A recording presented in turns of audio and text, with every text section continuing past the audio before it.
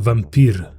Ste vedeli, da ena najbolj znanih pošasti na svetu izvira iz slovanske mitologije? Slovanski vampirji niso elegantni plemiči v dolgih plaščih ali bleščeči stoletniki, ki jih, kdo ve zakaj, zanimajo najstnice. Nastanejo, ko človek umre nenadne ali nasilne smrti, če je bil pred smrtjo hud grešnik ali preklet. Njegova duša se s tem umaže in se zato po noči vrača v razpadajoče telo, ki nato vstane iz groba. Tudi napake pri pogrebu ali oskrunjenje groba lahko ustvarijo vampirje, ki potem po noči hodijo naokrog, trkajo na okna, dušijo speče ljudi ter jim pijejo kri ali življenjsko moč. Najpogosteje se vračajo k družini in ljubljenim. Včasih pa naj bi s svojimi vdovami celo spočeli otroka, ki je ponavadi postal lovec na vampirje. Da bi preprečili nastanek vampirjev, so v usta trupel ljudje nekoč polagali česen, železo ali opeko. V krsto so jim dali glog, črni trn ali šipek, včasih pa tudi makova semena,